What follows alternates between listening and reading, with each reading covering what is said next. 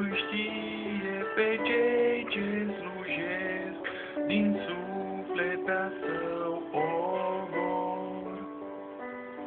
Dar știe și că uneori, fiind zeloși, au și pierderi în viața lor. Voi care ați lăsat rude dragi, case tot, de ce sfânt nu sunteți uitați, căci viață eternă în dar vă va da, iar azi o familie de frați.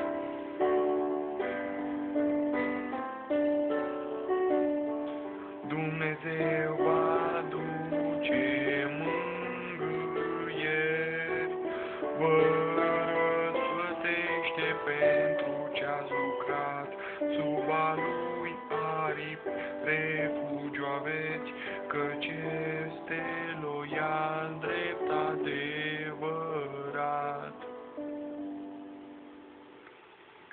Avem însă și frați fideli care acum sunt văduvi sau celibatari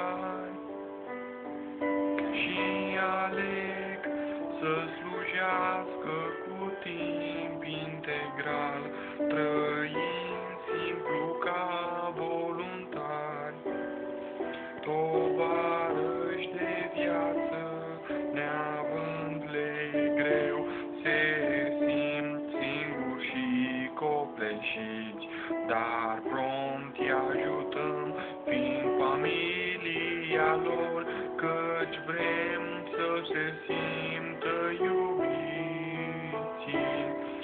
Dumnezeu vă aduce mângâieri, vă răsplătește pentru ce-ați lucrat, sub a lui